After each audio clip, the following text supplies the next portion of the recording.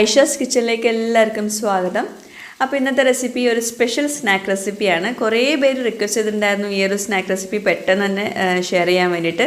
നമ്മുടെ മലബാർ സ്പെഷ്യൽ കോഴിയാടയുടെ റെസിപ്പിയാണ് ഇന്ന് ഞാൻ ഷെയർ ചെയ്യാൻ പോകുന്നത്. ഇത് ഗൾഫിലേക്ക് കൊടുത്തേക്കാൻ പറ്റുന്ന ഒരു അടിപൊളി സ്നാക്ക് റെസിപ്പിയാണ്. കാരണം വേറെ ഒന്നുമല്ല, ഒരുപാട് നാൾ നമുക്കത് കേടുകൂടാതെ യൂസ് ചെയ്യാൻ പറ്റും. ഫ്രിഡ്ജിലൊന്നും വെക്കേണ്ട ആവശ്യമില്ല. നല്ല ഫ്രഷ് ആയിട്ട് നല്ല അടിപൊളി ടേസ്റ്റിൽ തന്നെ നമുക്ക് ഒരുപാട് നാളിത് യൂസ് ചെയ്യാൻ പറ്റും. പിന്നെ നമ്മുടെ ഐഷാസ് കിച്ചൺ ചാനൽ ഇതുവരെ സബ്സ്ക്രൈബ് ചെയ്യാത്തവരുണ്ടെങ്കിൽ അല്ലെങ്കിൽ ആദ്യമായിട്ട് കാണുന്നവരുണ്ടെങ്കിൽ ഒന്ന് സബ്സ്ക്രൈബ് ചെയ്യണേ. അവിടെ കാണുന്ന റെഡ് സബ്സ്ക്രൈബ് ബട്ടൺ ഒന്ന് പ്രസ് ചെയ്യുക. അതിൻ്റെ കൂടെ ചെറിയൊരു ബെല്ലൈക്കൺ ഉണ്ട്, അതുകൂടെ ഒന്ന് പ്രസ് ചെയ്യുക. അപ്പോൾ ഇതുപോലെ കാണാം. അപ്പോൾ ഇതിൽ ഓൾ വേണം പ്രസ് ചെയ്യാൻ കേട്ടോ. അപ്പോൾ നമുക്ക് നമ്മുടെ മലബാർ സ്പെഷ്യൽ കോഴിയട എങ്ങനെ റെഡിയാക്കി എടുക്കാമെന്ന് നോക്കാം. പിന്നെ ഈ ഒരു റെസിപ്പി എൻ്റെ ഉമ്മയുടെ സ്പെഷ്യൽ റെസിപ്പിയാണ് കേട്ടോ. ഉമ്മ ഞങ്ങൾക്ക് ഇങ്ങനെ കൊടുത്തയച്ചിട്ട് ഉമ്മ ഇതിൽ ഭയങ്കര എക്സ്പേർട്ട് ആയിട്ടുണ്ട് ഈ കോഴിയട ഉണ്ടാക്കുന്നതിൽ. അപ്പോൾ ഉമ്മ പറഞ്ഞു തന്നിട്ട് ഞാൻ ഉണ്ടാക്കി കാണിക്കുന്നതെന്നുള്ളൂ. അപ്പോൾ ആദ്യം നമുക്ക് ചിക്കൻ ഒന്ന് വേവിക്കാൻ വെക്കാം. ചിക്കൻ ഞാനിപ്പോൾ ഇവിടെ 1 കിലോ എടുത്തിട്ടുണ്ട്. ചിക്കൻ കുറച്ച് കൂടുതൽ വേണം നമുക്ക് ഈ കോഴിയട ഉണ്ടാക്കുന്നതിൽ. ചിക്കൻ്റെ ടേസ്റ്റ് ആയിരിക്കണം മുന്നിട്ട് നിൽക്കേണ്ടത്. ഞാനിപ്പോൾ എല്ലോട് കൂടിയിട്ടുള്ള 1 കിലോ ചിക്കൻ എടുത്തിട്ടുണ്ട്. ഇനി അതിലേക്ക് നമുക്ക് കുറച്ച് മസാല തേച്ച് കൊടുക്കാം. ഞാൻ ഒരു ടീസ്പൂണോളം മഞ്ഞൾപ്പൊടി ചേർത്ത് കൊടുക്കുന്നുണ്ട്. അതുപോലെ തന്നെ ഒരു വലിയ ടേബിൾ സ്പൂണ് നിറയെ മുളക് പൊടി ചേർത്ത് കൊടുക്കുന്നുണ്ട്. പിന്നെ അല്പം ഉപ്പും ചേർത്തിട്ട് നമുക്ക് കുറച്ച് വെള്ളത്തിൽ നമുക്കിത് വേവിച്ചെടുക്കണം. അപ്പം ആദ്യം നമുക്ക് മസാലപ്പൊടികളൊക്കെ ചേർത്തിട്ട് നന്നായിട്ടൊന്ന് മിക്സ് ചെയ്ത് കൊടുക്കാം. പിന്നെ നിങ്ങൾ ഇറച്ചി മാത്രം എടുക്കുകയാണെങ്കിൽ 1 കിലോ ഇറച്ചി വേണമെന്നില്ല കേട്ടോ. ഞാൻ എല്ലോട് കൂടുതലുള്ള ചിക്കൻ പീസസ് ആയതുകൊണ്ടാണ് ഞാൻ 1 കിലോ ചിക്കൻ എടുക്കുന്നത്. ഇനി ഇതിലേക്ക് കുറച്ചധികം വെള്ളം ഒഴിച്ചിട്ട് നന്നായിട്ട് വേവിച്ചെടുക്കണം. അപ്പോൾ വെള്ളം ഒഴിച്ചിട്ട് നന്നായിട്ടൊന്ന് മിക്സ് ചെയ്ത് കൊടുക്കുക. എന്നിട്ട് അടച്ച് വെച്ചിട്ട് നന്നായിട്ട് വേവിച്ചെടുക്കണം. ഈ വെള്ളം കുറച്ചൊക്കെ ഒന്ന് വറ്റി വരുന്ന വരെ തന്നെ വേവിച്ചെടുക്കണം. പിന്നെ ഈ കോഴിയട നമുക്ക് കോഴി കൊണ്ട് ഉണ്ടാക്കാം, അല്ലെങ്കിൽ നിങ്ങൾക്ക് കോഴി കഴിക്കാത്തവരാണെങ്കിൽ ബീഫ് കൊണ്ട് ഉണ്ടാക്കാം കേട്ടോ. അപ്പോൾ ചിക്കൻ നമ്മൾ വേവിക്കാൻ വെച്ചു. ഇനി നമുക്ക് ഇതിലേക്കുള്ള മാവ് ഒന്ന് റെഡിയാക്കി എടുക്കണം. ഞാനിപ്പോൾ 2 കപ്പ് മൈദപ്പൊടി ഒരു ബൗളിലേക്ക് ഇട്ട് കൊടുക്കുന്നുണ്ട്. 2 കപ്പ് എന്ന് പറയുമ്പം 1 കപ്പ് 250 ml ഒരു കപ്പാണ് കേട്ടോ. അതിലേക്ക് കുറച്ച് ഉപ്പ് ചേർത്തിട്ട് നന്നായിട്ടൊന്ന് മിക്സ് ചെയ്ത് കൊടുക്കാം. ഇനി ഇതിലേക്ക് കുറേശ്ശെ വെള്ളം ഒഴിച്ചിട്ട് നന്നായിട്ടൊന്ന് കുഴച്ചെടുക്കണം. അപ്പം ഒരുപാട് വെള്ളം ആദ്യം തന്നെ ഒഴിച്ചു കൊടുക്കരുത്. അതുപോലെ തന്നെ സാദാ വെള്ളമാണ് ഒഴിക്കേണ്ടത്. ചൂടുവെള്ളം ഒന്നും ഒഴിക്കേണ്ട. സാദാ വെള്ളം ഒഴിച്ചിട്ട് കുറേശ്ശെ ഒഴിച്ചിട്ട് നന്നായിട്ടൊന്ന് മിക്സ് ചെയ്ത് കൊടുക്കുക. പിന്നെ വല്ലാണ്ട് സോഫ്റ്റ് ആയിട്ടുള്ള മാവ് ആക്കിയെടുക്കണ്ട. നമ്മൾ ഇത് കുറച്ച് നേരം പുറത്ത് ഇങ്ങനെ വെക്കുന്നുണ്ടല്ലോ, അപ്പോൾ അതുകൊണ്ട് കുറച്ചുകൂടെ സോഫ്റ്റ് ആയിട്ടുണ്ടാവും മാവ്. അപ്പോൾ അത്രയും സോഫ്റ്റ് ആക്കിയിട്ട് ഇത് കുഴച്ചെടുക്കണ്ട കേട്ടോ. പിന്നെ നമ്മൾ നെയ്യൊക്കെ ചേർത്തിട്ടാണ് ഇത് കുഴച്ചെടുക്കുന്നത്. അതുകൊണ്ട് ഒരുപാട് സോഫ്റ്റ് ആക്കിയിട്ട് കുഴക്കേണ്ട, ഒരുപാട് വെള്ളം ഒഴിക്കേണ്ട. ഏകദേശം ചെറുതായിട്ടൊന്ന് നമ്മൾ ഇതുപോലെ കുഴച്ചെടുത്ത് കഴിഞ്ഞാൽ അതിലേക്ക് 2 ടീസ്പൂണോളം നെയ്യ് ചേർത്ത് കൊടുക്കണം. 2 കപ്പ് പൊടിയിലേക്ക് 2 ടീസ്പൂണ് നെയ്യ് ചേർത്ത് കൊടുത്തിട്ടുണ്ട്. ഈ നെയ്യ് നിർബന്ധമായിട്ടും ചേർക്കണം കേട്ടോ. കോഴിയട ഉണ്ടാക്കുന്നതിലേക്ക് എന്നാലേ നല്ല ക്രിസ്പായിട്ട് കിട്ടുകയുള്ളൂ. എന്നിട്ട് വീണ്ടും നന്നായിട്ട് കുഴച്ചെടുക്കുക. ഈ മാവ് നന്നായിട്ട് കുഴച്ചാൽ നമുക്ക് നല്ല പെർഫെക്റ്റ് ആയിട്ടുള്ള കോഴിയട ഉണ്ടാക്കാൻ പറ്റുള്ളൂ. അത് പ്രത്യേകം ശ്രദ്ധിക്കുക. പക്ഷെ ഒരുപാട് വെള്ളം ഒഴിച്ചിട്ട് തന്നെ ആദ്യം തന്നെ കുഴച്ചെടുക്കും ചെയ്യരുത്. നമ്മളിങ്ങനെ കുഴച്ചിട്ട് വേണം അത് സോഫ്റ്റ് ആക്കി എടുക്കാൻ.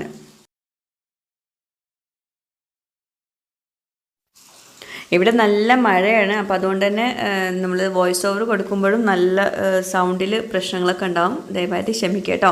അപ്പോൾ ഇതുപോലെ 2 കൈ കൊണ്ടും നന്നായിട്ട് കുഴച്ചെടുക്കുക. അപ്പോൾ മാവ് കുഴച്ചത് ഉമ്മയാണ് കേട്ടോ. അപ്പോൾ ഈ ഒരു സ്റ്റേജ് എത്തുന്നത് വരെ നന്നായിട്ട് കുഴച്ചെടുക്കുക.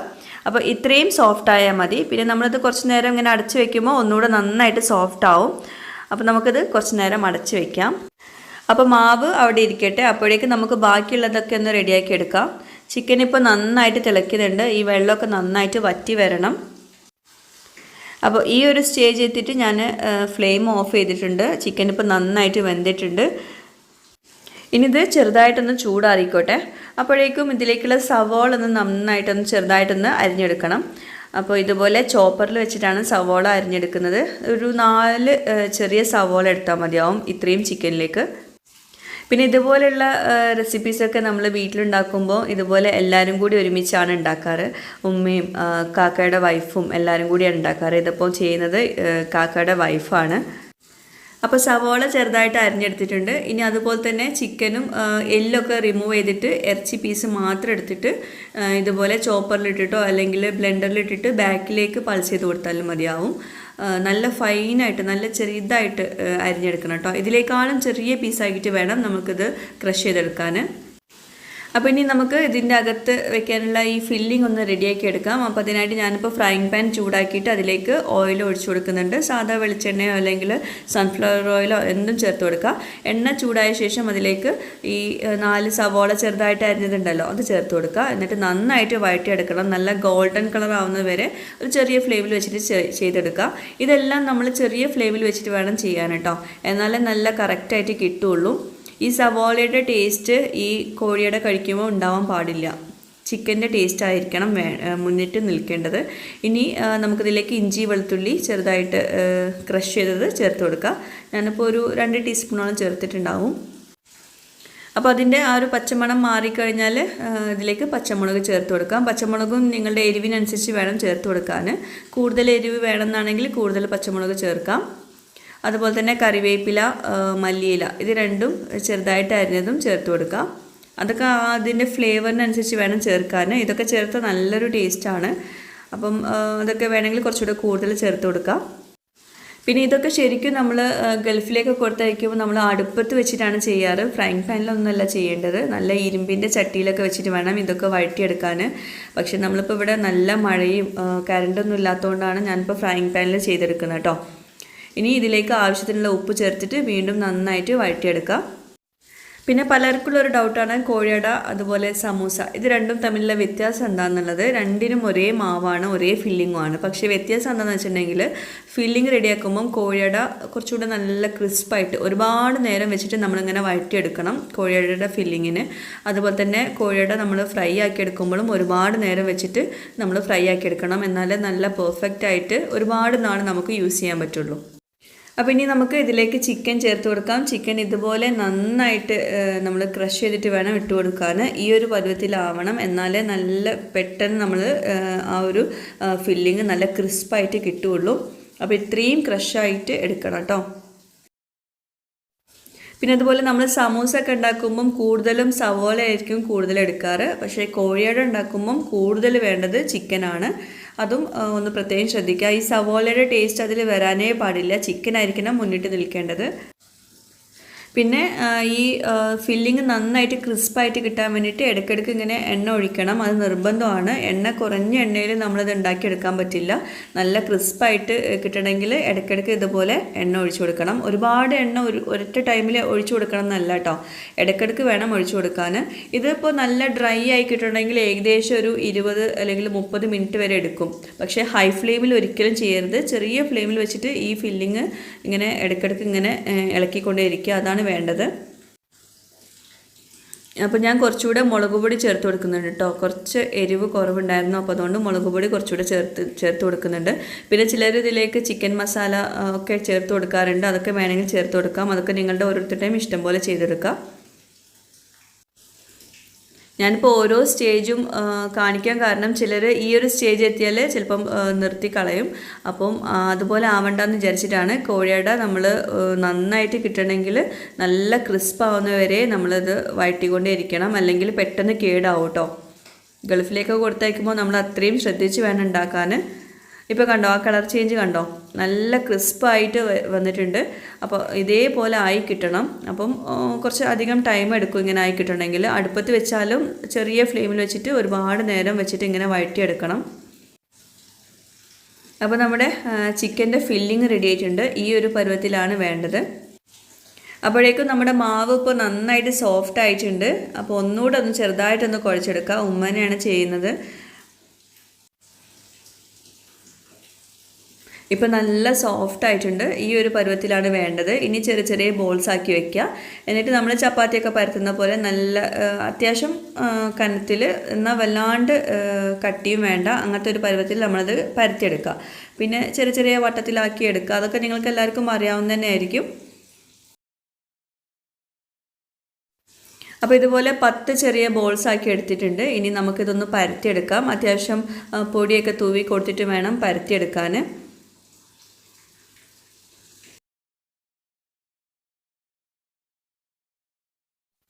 വല്ലാണ്ട് കനം കുറച്ച് പരത്തിയിട്ടുണ്ടെങ്കിൽ നമുക്ക് ഇത് ഫ്രൈ ആകുമ്പോൾ ചിലപ്പോൾ പൊട്ടി പോകാനുള്ള ചാൻസ് ഉണ്ട്. അപ്പോൾ അത്രയും കനം കുറച്ച് പരത്തണ്ട, ഈ ഒരു കട്ടിയിൽ വേണം. പിന്നെ വല്ലാണ്ട് കട്ടിയും പാടില്ല, കാരണം നമ്മൾ ഫ്രൈ ആക്കുമ്പം ഉള്ളൊന്നും വേവില്ല. ഇനി ഇതുപോലൊരു ഗ്ലാസ് എടുത്തിട്ട് ഗ്ലാസ്സിന്മേൽ കുറച്ചൊന്ന് എണ്ണ സ്പ്രെഡ് ചെയ്ത് നമുക്ക് പെട്ടെന്ന് അത് വിട്ടുപോരും. എന്നിട്ട് ഇതുപോലെ കട്ട് ചെയ്തെടുക്കുക. ചെറിയ ചെറിയ അടകളാണ് നമുക്ക് വേണ്ടത്. അപ്പോൾ ഈ ഒരു സൈസിലുള്ള ഗ്ലാസ് തന്നെ എടുക്കാം. പിന്നെ ഇത് നമ്മൾ ഒരുപാട് നാളത്തേക്ക് നമ്മൾ കേടുകൂടാതെ എടുത്ത് വെക്കാൻ പറ്റുന്നതുകൊണ്ട് നമ്മൾ കുറച്ചധികം നമ്മൾ ഉണ്ടാക്കി വെക്കുകയാണെങ്കിൽ കുറേ നാളത്തേക്കുള്ള സ്നാക്സ് നമുക്ക് റെഡിയായി കിട്ടും. ഇതിപ്പോൾ ഗൾഫിലേക്ക് കൊടുത്തയക്കാൻ വേണ്ടിയിട്ട് മാത്രമല്ല, നമ്മൾ വീട്ടിലുള്ളവർക്കും വേണമെങ്കിൽ ഇത് വെറുതെ ഉണ്ടാക്കി വെക്കുകയൊക്കെ ചെയ്യാം കേട്ടോ. അപ്പം ഗ്ലാസ് ഇല്ലാത്തവർ ഇതുപോലെ ഒരു അടപ്പെടുത്താലും മതിയാവും, എന്തിൻ്റെങ്കിലും അടപ്പെടുത്താൽ മതിയാവും. അപ്പോൾ ഞാൻ നേരത്തെ റെഡിയാക്കി വെച്ചിട്ടുള്ള ചിക്കൻ്റെ ഫില്ലിംഗ് ആണിത്. ഇനി ഇതെങ്ങനെയാണ് ഷേപ്പ് ചെയ്യേണ്ടതെന്നുള്ളത് പറയാം. ഇങ്ങനെ പിരിഞ്ഞ് വരണം. ആ പിരിഞ്ഞ് വരുന്നത് എല്ലാവർക്കും ചെയ്യാൻ പറ്റുമെന്ന് അറിയില്ല, എന്നാലും ഒന്ന് ട്രൈ ചെയ്ത് നോക്കാം. പിന്നെ ഫില്ലിങ് നമ്മൾ ഒരുപാടൊന്നും വെച്ച് കൊടുക്കണ്ട കേട്ടോ, കുറച്ച് മാത്രം വെച്ച് കൊടുക്കുക.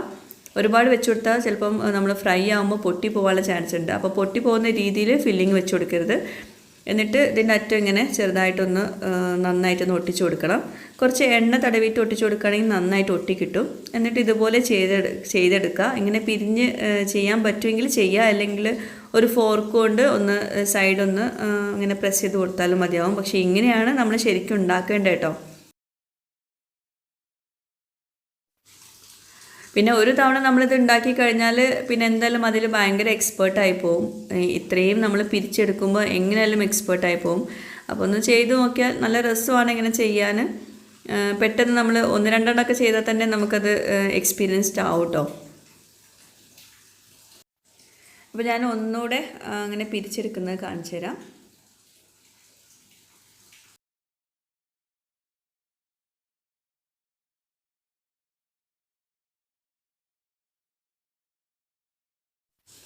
അപ്പോൾ ഇതുപോലെ ബാക്കി എല്ലാതും ചെയ്തെടുക്കുക. ഞാൻ കുറച്ച് മാത്രമേ ചെയ്തുള്ളൂ, ബാക്കി ഉമ്മയായിട്ടാണ് ചെയ്തത്.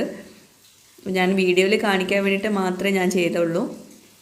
എനിക്ക് ഇതുപോലത്തെ പണികളൊക്കെ ഭയങ്കര മടിയാണ്, പക്ഷെ ഉമ്മക്ക് ഇത് ഭയങ്കര ഇതിലൊക്കെ ഭയങ്കര കാര്യമാണ്.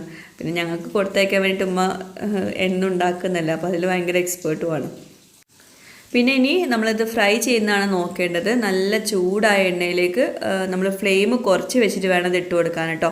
നല്ല എണ്ണ ചൂടുണ്ടാകുന്ന സമയത്ത് നമ്മളിത് ഇട്ട് കൊടുത്തിട്ടുണ്ടെങ്കിൽ പെട്ടെന്ന് പുറം ഭാഗം കരിഞ്ഞു പോകും. അപ്പോൾ ഇത് ചെറിയ ഫ്ലെയിമിൽ വെച്ചിട്ട് കുറേ നേരം വെച്ചിട്ട് വേണം ഇത് ഫ്രൈ ആക്കി എടുക്കാൻ. ഒരു 5-10 മിനിറ്റ് വെച്ചിട്ട് നമ്മളിത് ചെറിയ ഫ്ലെയിമിൽ വെച്ചിട്ട് ഫ്രൈ ആക്കി എടുത്താൽ നമ്മളിത് കുറേ നാൾ നമുക്കിത് നല്ല ക്രിസ്പായിട്ട് കിട്ടുള്ളൂ. പിന്നെ നല്ല എയർ ടൈറ്റ് ആയിട്ടുള്ള കണ്ടെയ്നറിൽ ഇത് എടുത്ത് വെക്കും വേണം കേട്ടോ, ചൂടാറിയ ശേഷം. ഞാനിപ്പോൾ ഇത് ഓരോ സ്റ്റേജും കാണിക്കാൻ കാരണം നിങ്ങൾ പെട്ടെന്ന് ഇത് കോരി മാറ്റരുത് എന്ന് ഉദ്ദേശിച്ചുകൊണ്ടാണ് കേട്ടോ. പെട്ടെന്ന് നമ്മൾ കോരി മാറ്റിയാൽ നമ്മൾ എടുക്കുന്ന സമയത്ത് നല്ല ക്രിസ്പാവും, പക്ഷേ കുറച്ച് കഴിഞ്ഞാൽ പിന്നെ ഭയങ്കര സോഫ്റ്റ് ആവും. ആ ഒരു ക്രിസ്പിനെസ് കുറേ നേരം വേണമെന്നാണെങ്കിൽ ഒരു മീഡിയം ഫ്ലെയിമിൽ വെച്ചിട്ട് കുറേ നേരം വെച്ചിട്ട് ഇത് ഫ്രൈ ആക്കി എടുക്കണം. പിന്നെ ഇതിൻ്റെ കളറ് മാറാനും പാടില്ല, വല്ലാണ്ട് ഡാർക്ക് ആവാനും പാടില്ല. നല്ലൊരു ബ്രൗൺ കളർ ആവുന്നവരെ കുറേ നേരം വെച്ചിട്ട് ഇത് ഫ്രൈ ആക്കി എടുക്കാം. മീഡിയം ഫ്ലെയിമിലും വേണം കേട്ടോ. പിന്നെ നമ്മളിത് ഫ്രൈ ആക്കാൻ ഇട്ടുകൊണ്ട് വേറെ പണിക്കൊന്നും പോകരുത് കേട്ടോ. അതിങ്ങനെ ഇടയ്ക്കിടയ്ക്ക് ഇങ്ങനെ ഇളക്കിക്കൊണ്ടേ ഇരിക്കും വേണം, എന്നാലേ എല്ലാ വശവും എല്ലാ സൈഡും ഒരേപോലെ നമുക്ക് ഫ്രൈ ആയിട്ട് കിട്ടുള്ളൂ. അപ്പോൾ ഇപ്പോൾ ഏകദേശം നന്നായിട്ട് ഫ്രൈ ആയിട്ടുണ്ട്. അപ്പോൾ ഈ ഒരു സ്റ്റേജിൽ നമുക്കിത് കോരി മാറ്റാം. ഇനി ആ ഒരു സ്റ്റേജ് നിങ്ങൾക്ക് മനസ്സിലാവാൻ വേണ്ടിയിട്ട് കൈ കൊണ്ട് ചെറുതായിട്ടൊന്നും ഇങ്ങനെ മേടി നോക്കാം.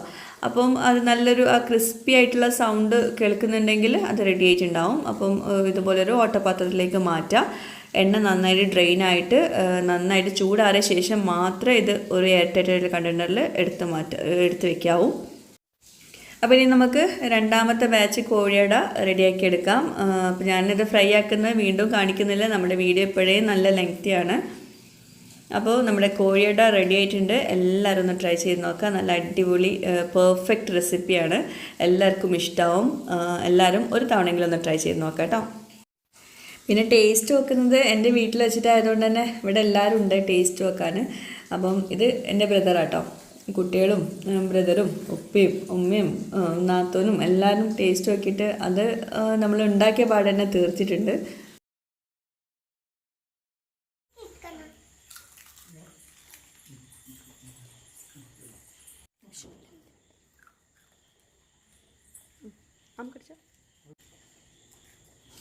അപ്പോൾ എല്ലാവരും ട്രൈ ചെയ്ത് നോക്കുക. എന്നിട്ട് ഇതിന് താഴെ കമൻറ്റ് ബോക്സിൽ നിങ്ങളുടെ അഭിപ്രായങ്ങൾ എഴുതി അറിയിക്കുക. അപ്പോൾ വേറെ നല്ലൊരു അടിപൊളി റെസിപ്പിയുമായിട്ട് വരുന്നവരേക്കും ബൈ. താങ്ക്